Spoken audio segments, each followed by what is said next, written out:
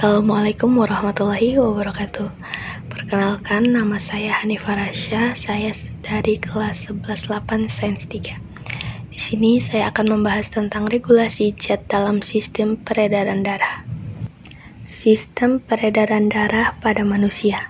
Sistem peredaran darah adalah sistem transportasi dalam tubuh yang mengedarkan oksigen, nutrisi, hormon, dan zat sisa dengan bantuan jantung, darah, dan pembuluh darah.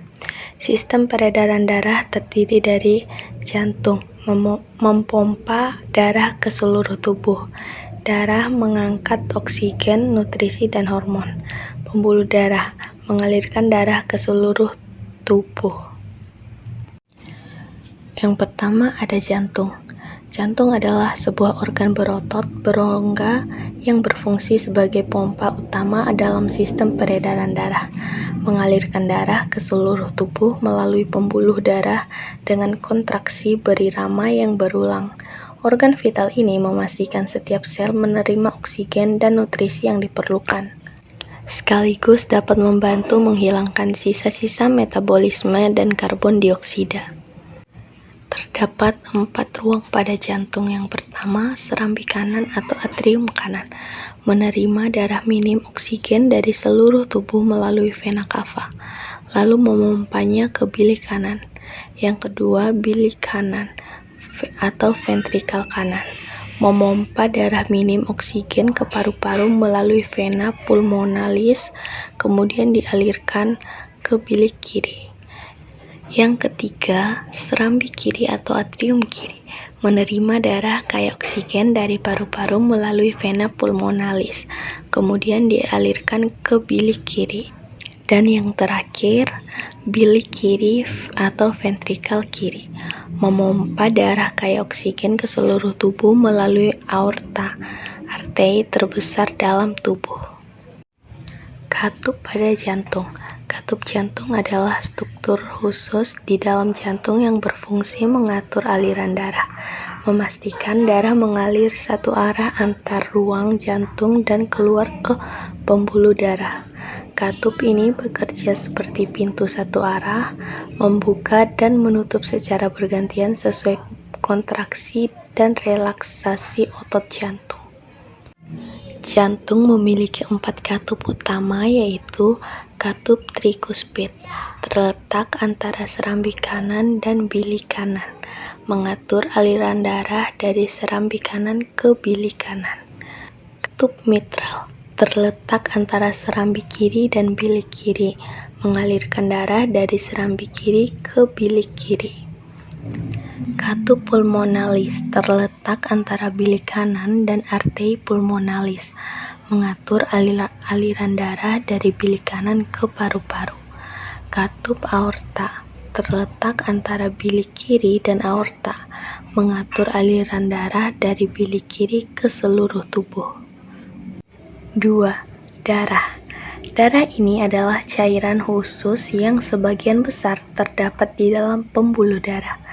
Memiliki 4 komponen utama, yaitu sel darah merah, sel darah putih, platelet, dan plasma darah. 4 komponen utama dalam darah adalah: yang pertama, plasma darah, berfungsi untuk mengangkat air, nutrisi, hormon, dan limbah. Yang kedua adalah sel darah merah, berfungsi untuk mengangkat oksigen dengan hemoglobin. Yang ketiga adalah sel darah putih, berfungsi untuk melawan penyakit dan melindungi tubuh dari infeksi. Yang keempat adalah platelet, berfungsi untuk membantu pembekuan darah. 3. Pembuluh darah. Pembuluh darah adalah bagian vital dari sistem peredaran darah, membentuk jaringan tabung yang kompleks di seluruh tubuh. Fungsi utamanya adalah mengangkat darah dari jantung ke seluruh tubuh, organ, dan jaringan tubuh. Terdapat 3 bagian pembuluh darah. Yang pertama, arteri, memiliki dinding paling tebal di antara ketiganya, memungkinkannya menahan tekanan tinggi yang dihasilkan jantung. Kedua, kapiler, memiliki dinding paling tipis yang memungkinkan zat seperti oksigen dan gula untuk dapat melewati dindingnya, masuk atau keluar dari darah. 3. Vena tidak terlalu berotot dan elastis dibandingkan dengan arteri, sehingga darah dapat mengalir melaluinya dengan tekanan rendah.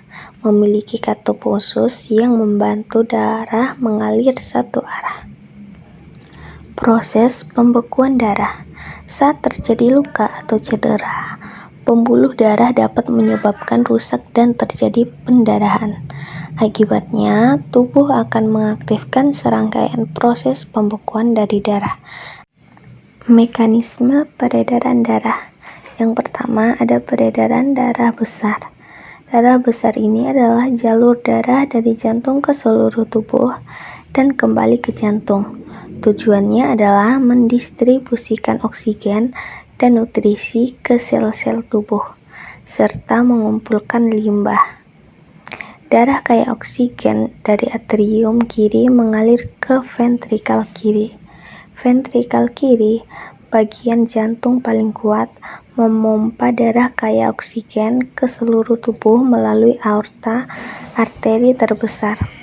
Aorta bercabang menjadi arteri yang lebih kecil, kemudian arteriol, dan akhirnya kapiler yang menjangkau setiap sel dan jaringan tubuh.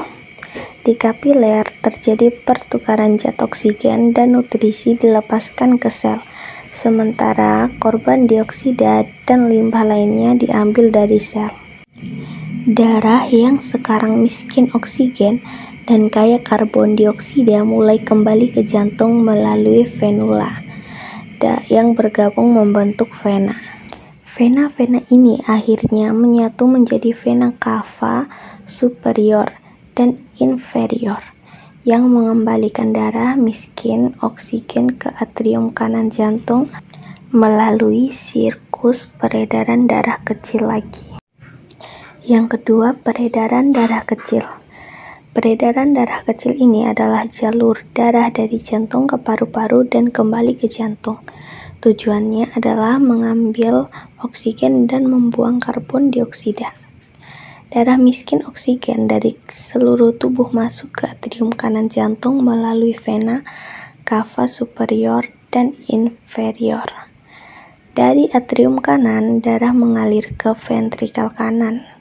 Ventrikal kanan memompa darah miskin oksigen ke paru-paru melalui arteri pulmonalis. Ini adalah satu-satunya vena yang membawa darah kaya oksigen. Oke, sekian penjelasan dari saya. Wassalamualaikum warahmatullahi wabarakatuh.